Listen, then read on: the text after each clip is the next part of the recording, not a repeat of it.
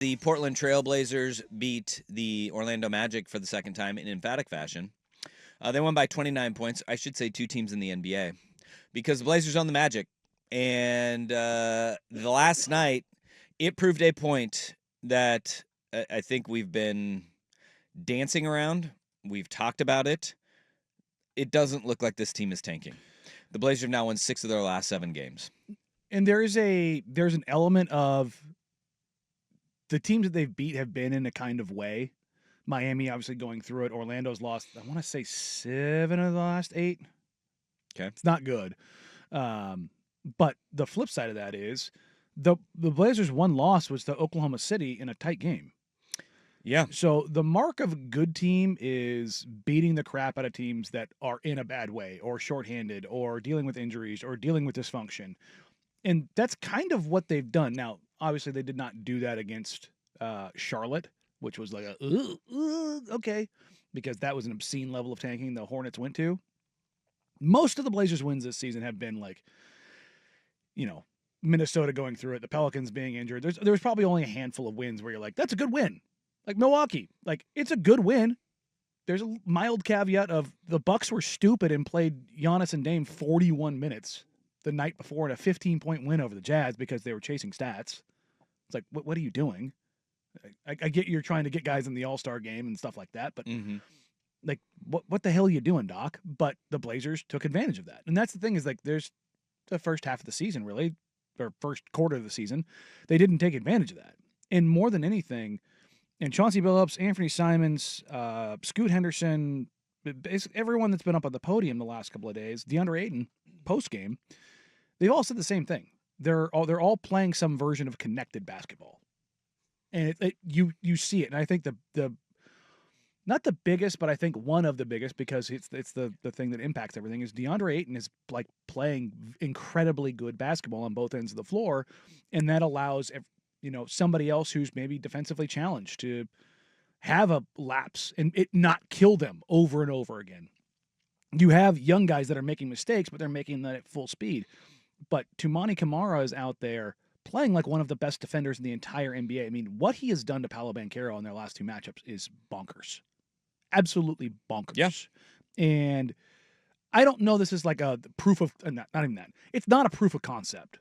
It's not like, oh, this team is going somewhere. They're going to end up winning more games than they were supposed to win. That is going to happen. But if and when they do shut down the veterans, they will lose games. But they're probably not going to get down to that 5th spot now. No. It's just, I mean, this is kind of what we've all been signaling over the last couple of weeks is that, like, boy, I don't know when this thing is going to turn off, and if it does, because you hear Chauncey Billups talk last night. Look, it isn't just the old vets. It's really important, it's really important because that's the scary thing about, young guys doing a lot of losing is you forget what it feels like, to win and be successful and to do it the right way. That's always the fear, So this stretch for us is really important. And what's most important about it is we're doing everything that we talk about. We're in our meetings and talk about where we need to be better at every single night, who I need to challenge every single day. We come up with it. Every time I challenge a guy, they step up to the plate. They're starting to challenge each other more now. So just all the things that you keep peeling back the onion all the time, and you just never know when it'll come together. So I know that they're just learning so much about each other right now. I've always thought you learn so much more about guys when you lose. So we've learned a lot, about all of our dudes, and now we're starting to learn the other side of it. So they're having so much fun. It's just fun for me to see it too. Now you say, like, when you shut down the old guys, they're going to lose games. Last night, he got 8 points from Ant. Mm-hmm. Robert Williams did not play. The guys who shined were guys like Scoot Henderson playing out of his mind. Probably had his best game as a pro. Again last night. Denny Avdia, who he continues on both ends of the floor to make an impact. But it wasn't like an efficient shooting night. It was kind of the everything else that we ran the audio of him saying, like, look, I think some of my best games are not when I scored 30 points. Toumani Camara was you said might be one of the best defenders in the. Yeah. Yeah. I mean, when Paolo Banchero drove and he rose up like he was going to He was going to try to end Tumani. snatch a soul, Kamara meets him at the apex and just says, no. Sends him back. And No.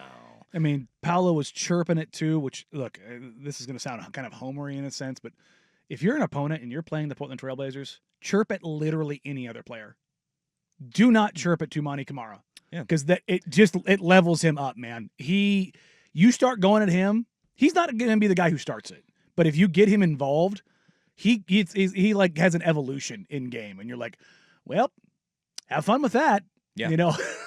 I mean, and then Shaden Sharp had 23 points last night too. So I mean, if you're looking at it and you're saying, yeah, they're going to lose games. Now, consistency, That's the matchups, thing. all that stuff Yeah. over the course of time. Are they going to lose? Yeah, they will. But will. here's the thing: not to the point that they need to be at. No, well, Like they're not to the point of getting to fifth. No, but they will And lose. that's They will lose. They will lose plenty. So what is the point here? This is what I was talking about the other day Yeah. when I said this is how you get into that basketball purgatory. I don't think it's purgatory. Purgatory. No, They will not have a star. Okay. Did the lottery happen? No, but okay. So you're saying Okay, that let's just look. But I we am firmly in the camp of better odds is better. I 100% agree Sure. with that. You cannot tell these guys that winning matters. I'm not talking about the players. I am, because organizationally, Sure. you're talking about everyone is like, play the young guys, play the young guys, play the young guys, play the young guys. If you're going to play the young guys and they win, you have to live with it. Mm-hmm. Because you can't sit here and say, play the young guys, and if they win a couple of games, that takes you out of it. No, shut the young guys down. No, you have to pick which way you're going to go. But that's not what they've been doing. Is that like if you look I at would this, disagree pretty strongly. if you look at the way that it is, right? Okay, you're still playing. The vets have gotten large minutes, and look, I get that. The tanking, there's no easy way to do this, but was the goal to get a high draft pick this year? Yes. Are they positioning themselves to do that? Because we've talked about this, like you just said, they're not going to get into the top 5. No, right? I don't think they're going to. No. And that is where your odds significantly shift to getting one of the into that lottery and into Sure. the top 3. And I agree. And I think they should tank. Yeah.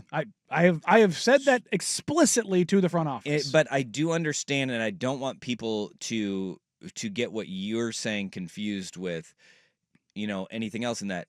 You're saying if you're going to play the young guys and you're going to pick up some wins, like you have to live that's with the that. goal. And what I'm saying is that I think they've leaned on the vets a little bit too much at times this year, right? In saying like they've peeled off a couple of wins where it's like, yikes.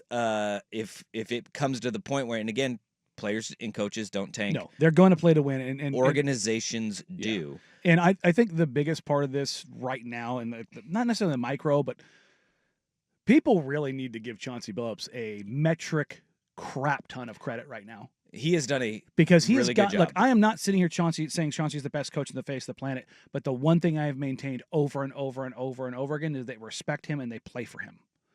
And you don't get this level of play for a lame duck coach that nobody cares about. And everybody's like, he should be fired for benching Shaden Sharp. He should be fired for benching Scoot Henderson. No, he's pushed the right He's buttons, pushed man. every single button the right way for those guys. He could absolutely mail it in and just say, I'm just going to play the vets. Or, throw them out there. I don't care. Yeah. Instead, he has actually given a damn about those guys' development, and you're seeing it. Growth and development was one of the main goals of this year. I would And argue it was the main goal. And I think that you cannot honestly assess these young guys and say that they have not grown together Every single one of them and has. developed, whether it's Tumani Kamara, Scoot Henderson, who in the month of January, Habistro had the Shooting statistic the living hell out of the ball 51% on pull-ups, on pull-ups which is just in January. such an absurd number. And- That you can't even do that in video games. That number it dwarfs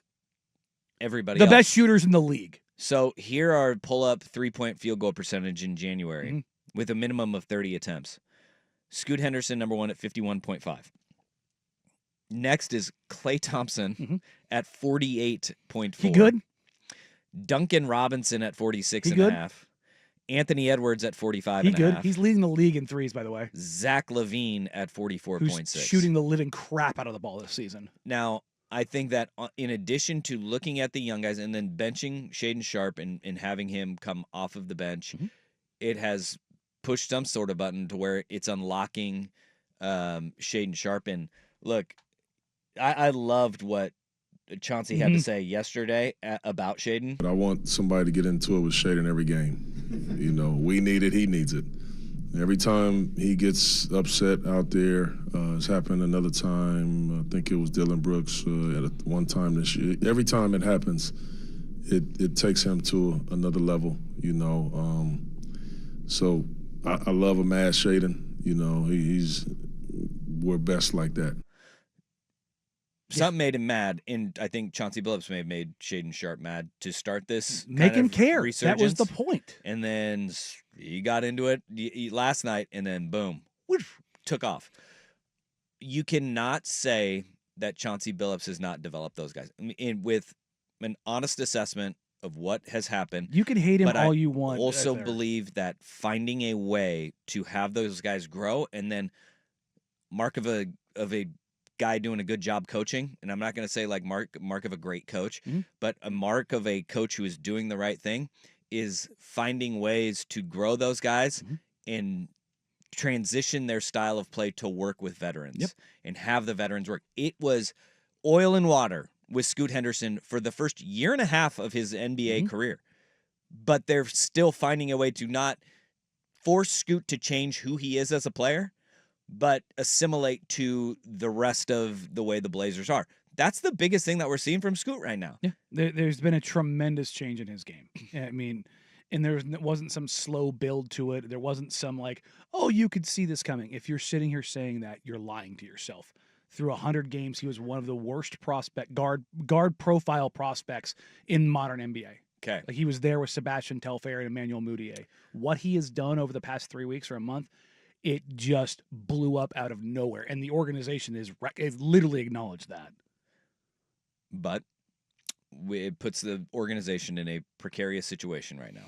It's going to be interesting to see what they do at the deadline, which is now less than a week away, and what happens post-deadline. All right. Let's start diving into that and where this Blazers team is, because look, there's so many angles. Again, if you're upset about the game and the performance last night, as a standalone, I think that's the wrong way to look at it. Holistically, the whole picture, not great, Bob, to have that win, but as a fan of the team, we've seen actually consistency and a little bit of growth from a lot of these young guys, and that is encouraging. But the bigger picture is what everybody is searching for here in Portland.